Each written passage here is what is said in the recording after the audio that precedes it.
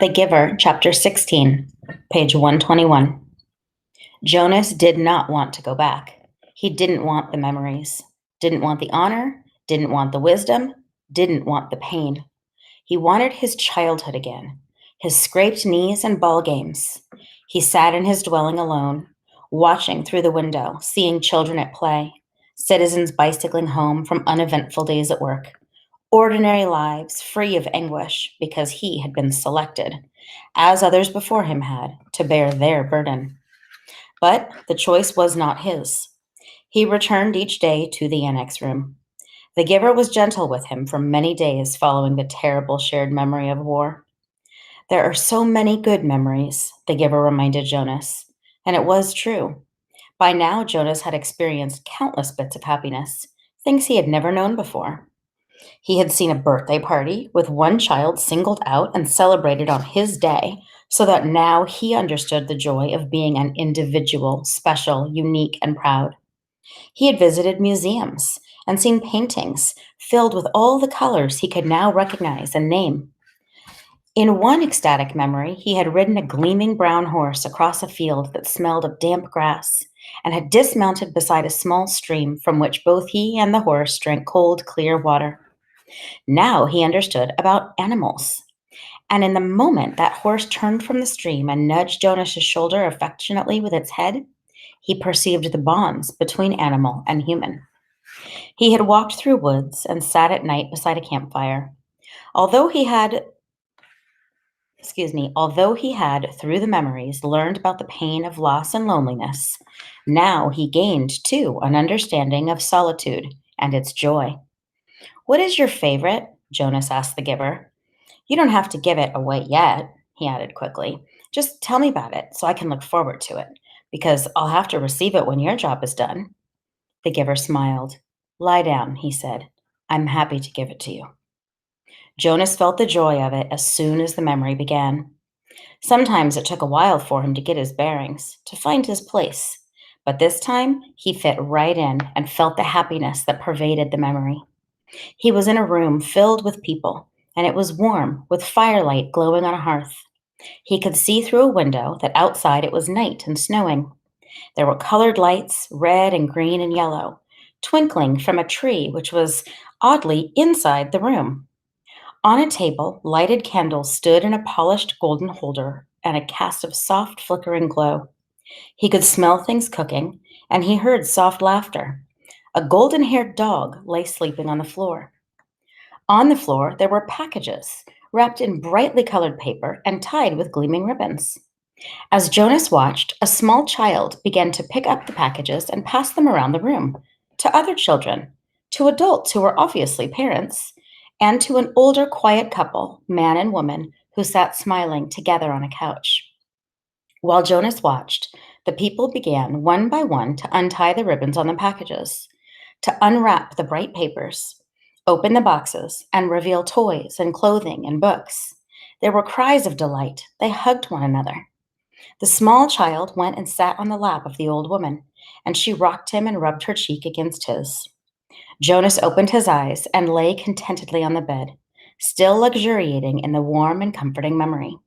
It had all been there, all the things he had learned to treasure. What did you perceive? The giver asked. Warmth, Jonas replied, and happiness, and let me think, family, that it was a celebration of some sort, a holiday, and something else. I can't quite get the word for it. It will come to you. Who were the old people? Why were they there? It had puzzled Jonas, seeing them in the room. The old of the community did not ever leave their special place, the house of the old, where they were so well cared for and respected. They were called grandparents. Grandparents? Grandparents. It means parents of the parents long ago. Back and back and back, Jonas began to laugh. So actually, there could be parents of the parents of the parents of the parents? The giver laughed too. That's right. It's a little like looking at yourself in a mirror, looking at yourself looking in a mirror. Jonas frowned. But my parents must have had parents. I never thought about it before. Who are my parents of the parents? Where are they? You could go look in the Hall of Open Records. You'd find the names. But think, son, if you apply for children, then who will be the parents of the parents? Who will be their grandparents? My mother and father, of course. And where will they be? Jonas thought. Oh, he said slowly. When I finish my training and become a full adult, I'll be given my own dwelling. And then when Lily does, a few years later, she'll get her own dwelling and maybe a spouse and children if she applies for them. And then mother and father, that's right. As long as they're still working and contributing to the community, they'll go and live with the other childless adults. And they won't be part of my life anymore. And after that, when the time comes, they'll go to the house of the old, Jonas went on. He was thinking aloud.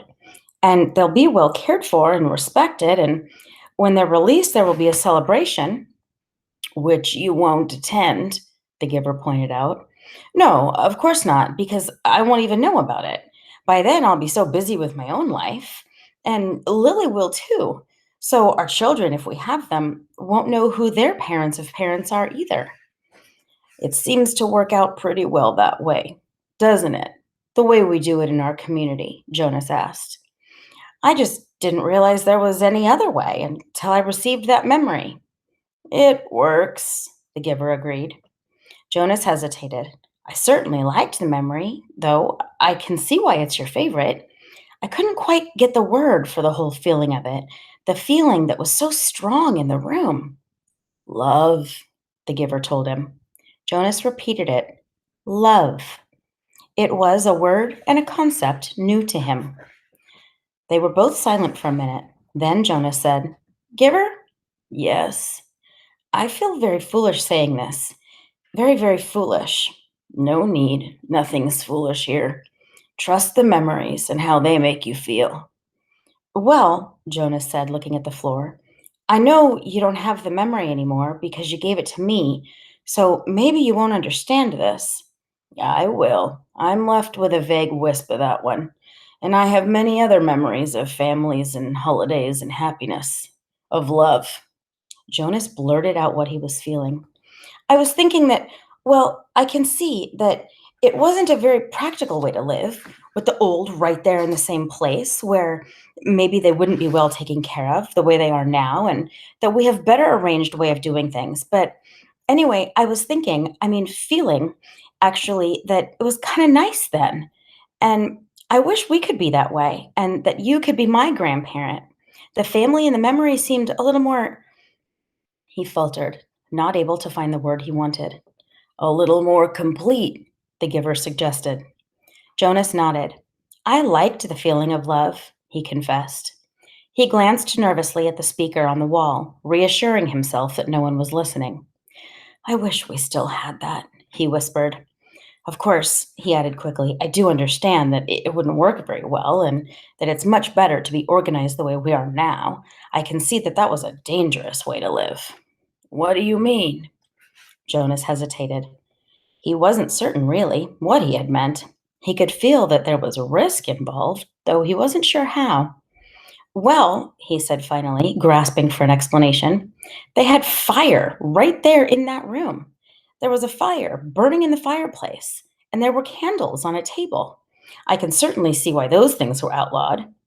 Still, he said slowly, almost to himself, I did like the light they made and the warmth. Father, Mother, Jonas asked tentatively after the evening meal, I have a question I want to ask you.